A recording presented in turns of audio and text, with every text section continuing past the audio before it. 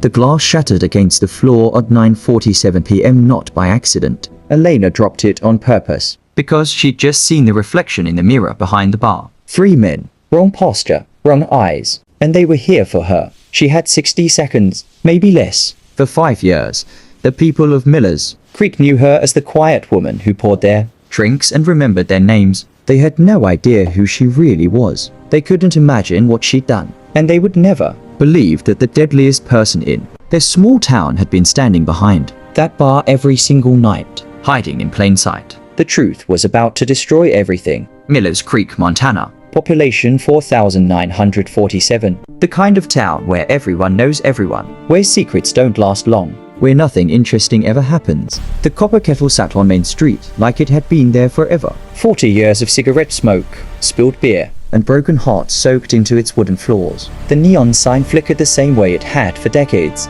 Inside, the jukebox played Patsy Cline. Outside, pickup trucks lined the curb. Elena Vasquez opened the bar at 11 every morning. Same time, same routine, same quiet smile that never quite reached her eyes. She was 38, though she looked younger. Dark hair pulled back in a practical ponytail. No makeup, simple clothes. The kind of woman you'd look at once and forget immediately. That was intentional. By 11:15, the coffee would be brewing. By 11:30, old Pete would shuffle through the door, complaining about his arthritis while ordering his black coffee 2 sugars. By noon, Mary Ellen would claim her usual stool and start dissecting someone's marriage over a gin and tonic that would last her until 3. Elena knew everyone's patterns, everyone's drinks, everyone's secrets. "You're too smart for this place," Jake Morrison told her one night. 3 beers deep and feeling philosophical, Jake ran the hardware store and fancied himself an intellectual. "Woman, like you could do anything.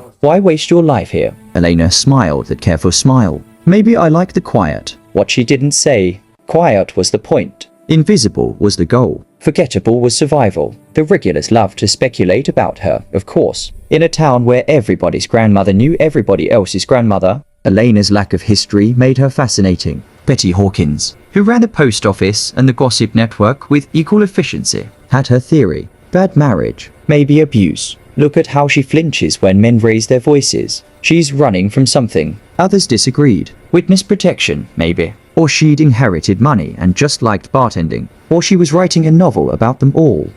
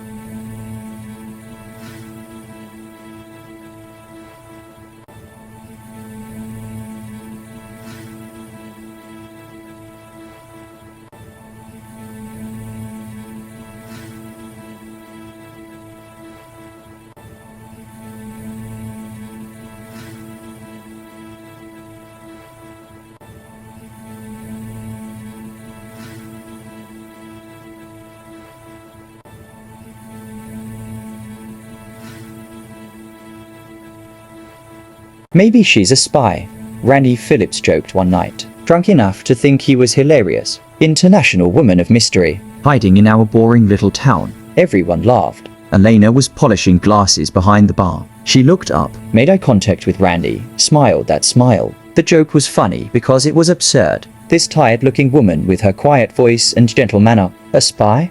Ridiculous. But there were things about Elena that didn't quite add up. Small things, the kind of details that registered in peripheral vision but never quite formed into questions. She never drank, not ever, not even to taste test the expensive whiskey when the distributor brought samples. She always sat facing the door during breaks, always, her eyes constantly scanning the street outside with an awareness that seemed more like training than habit. Her reflexes were strange. Tommy Chern noticed it first. Tommy had done 2 tours in Iraq before coming home to run his family's restaurant. He recognized certain things, like the night Elena caught a falling bottle without looking, snatched it from midair with a movement so smooth and precise it seemed choreographed, or the way she handled drunk customers who got aggressive, a touch to a pressure point. A quiet word delivered with steel underneath. Suddenly grown men were apologizing and heading for the door. You move like someone who's been in combat, Tommy told her once, watching her diffuse a situation with 3 drunk loggers. Elena paused, just for a heartbeat. Everybody fights battles. Some are just more obvious than others. Tommy never mentioned it again, but he wondered. Sheriff Danny Martinez stopped by most afternoons. 3rd-generation lawman. Good man.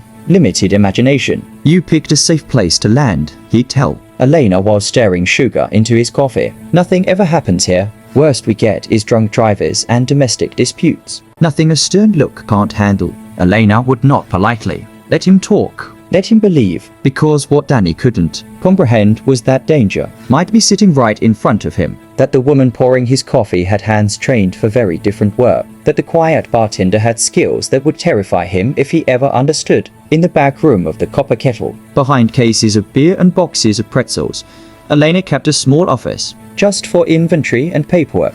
She told anyone who asked, which was no one. What the official story didn't mention: the maps marked with coordinates in 6 languages, the communication devices that looked like ordinary phones but operated on frequencies civilians couldn't access, the collection of passports, different names, different faces, same eyes, and the go back, always packed, always ready, because eventually, always, the past came calling. September 23rd, Thursday night, 72 degrees, light crowd. 15 people scattered across the copper kettle's dim interior. The jukebox played Johnny Cash.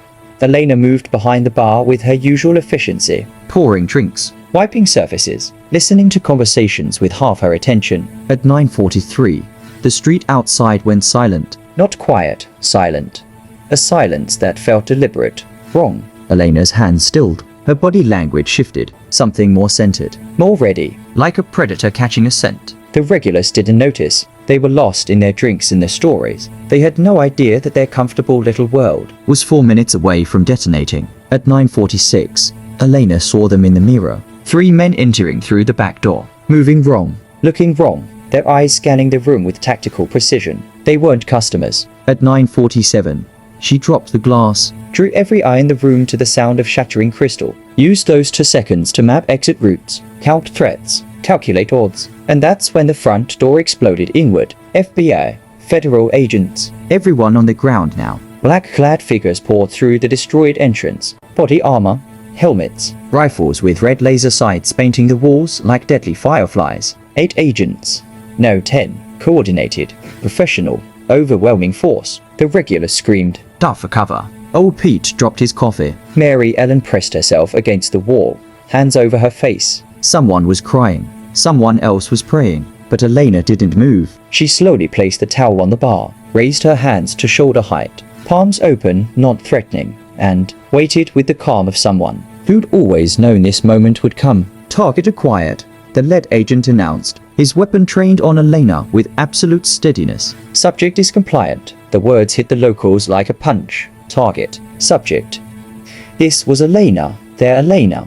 How could she be the target? More agents rushed past, heading for the back room. They emerged minutes later carrying boxes, equipment that had nothing to do with running a bar, surveillance gear, encrypted devices, weapons. The lead agent stepped closer, close enough that everyone could hear him clearly. Elena Vasquez. also known as Maria Santos. Catherine Wong, Jennifer Mitchell. He paused, consulted a screen, also known as Phantom. The call sign hung in the air like smoke. Phantom, not a bartender. Something else entirely. The interrogation room was small and cold. Elena sat perfectly still for 18 hours. Barely blinked, barely moved. Just answered questions with that same quiet voice, that same tired smile. Different agents rotated through, different tactics, different levels of frustration. Because Elena gave them nothing. Not because she refused to talk, but because even when she talked, she revealed nothing that mattered. Meanwhile, Miller's Creek exploded. The copper kettle remained sealed behind crime scene tape,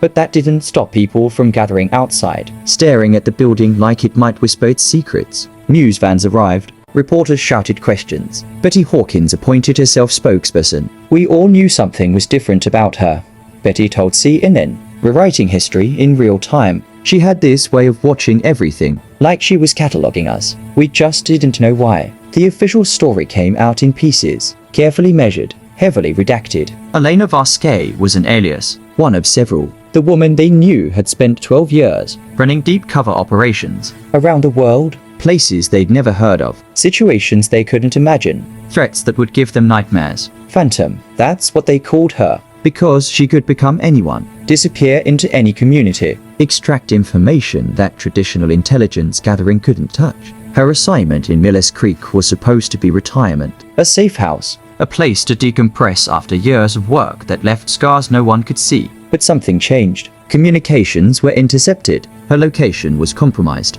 Hostile intelligence services identified her. They were coming, not to arrest her, to kill her. The FBI raid wasn't an arrest. It was extraction, protection, survival. But try explaining that to people who just learned their bartender was a professional spy. Sheriff Martinez faced reporters with a humiliation that would haunt him forever. Did you know? They asked. Were you aware? The honest answer destroyed him. He'd been completely blind. The woman he patronized about never seeing real trouble had been managing threats beyond his comprehension, maintaining security that made his small town badge look like a toy. The town divided. Some felt betrayed, deceived. How dare she lie to them for 5 years? Others defended her. She'd been a perfect neighbor, never caused trouble, kept their secrets, protected them in ways they were only beginning to understand. The debate revealed fault lines no one knew existed. 3 days after the raid, Elena was gone. No goodbye, no explanation, just absence where presence used to be. The federal agents vanished too, leaving questions, confusion. A population struggling to reconcile their assumptions with reality. But in the corner booth where Tommy Chin usually sat, something appeared. A shot glass filled with whiskey, untouched. A handwritten note beside it. For Phantom. Thank you for keeping us safe. Word spread quietly. More tributes appeared. Not from everyone, but from enough. Because some people understood. Whatever Elena had been, whatever she'd done, she'd chosen to spend 5 years in their town, listening to their problems, keeping their secrets, making them feel heard. The deception didn't erase that. It complicated it, made it more real somehow. 2 weeks later, Tommy Chun was closing his restaurant when he heard the bell above the door. He turned, expecting a customer. Elena stood in the doorway. Different hair, different clothes, but the same eyes. You knew, she said, not a question. Tommy nodded slowly. Rock, 2008. I saw operators move like you moved. I just never said anything. Why not? Because everyone deserves a chance to be normal, even if it's just for a little while. Elena was quiet for a long moment. Then she reached into her jacket and placed something on the counter. A challenge coin. Military. Except the insignia was nothing Tommy recognized. You were never in danger, she said. None of you were. That's not why I was here. But for what it's worth, this was the closest I've ever come to normal. So thank you for that. She turned to leave. Elena, Tommy called. She paused. That's your real name. She smiled that tired smile. Does it matter? No, I guess it doesn't. She nodded once. Then she was gone, like she'd never been there at all. The copper kettle reopened 6 weeks later. New management, new bartender, same regulars, same routine. But it was different now. Everyone felt it. They'd learned something about their town, about themselves, about the thin line between ordinary and extraordinary. They learned that secrets could hide in the most mundane places. That protection sometimes wore the face of the forgettable. That their quiet little town had been home to someone whose work mattered on a scale they'd never comprehend. Old Pete still came in at 11:30, Mary Ellen still dissected marriages over gin. Jake Morrison still dispensed philosophy after 3 beers, but sometimes when the door opened, they'd look up just for a second, wondering if maybe, just maybe, Elena might walk back through, ready to put drinks and listen to problems and be wonderfully, beautifully ordinary. She never did, but the short glass remained in the corner booth, filled with whiskey, untouched. A reminder that silence can hide legends, that ordinary people sometimes aren't ordinary at all, and that in Millers Creek, Montana, population 4,947, the most extraordinary thing to ever happen came in the form of a quiet woman who remembered everyone's drink order and never asked for anything in return. If this story moved you, if it made you wonder about the quiet people in your own life, hit that like button. Subscribe to Silent Warriors for more stories where ordinary hides extraordinary, where silence protects legends, where the most dangerous people are often the ones you never notice at all. Because sometimes the bartender is more than just a bartender. Sometimes she's a ghost, a phantom, a protector you never knew you needed. And sometimes silence is the most powerful weapon of all.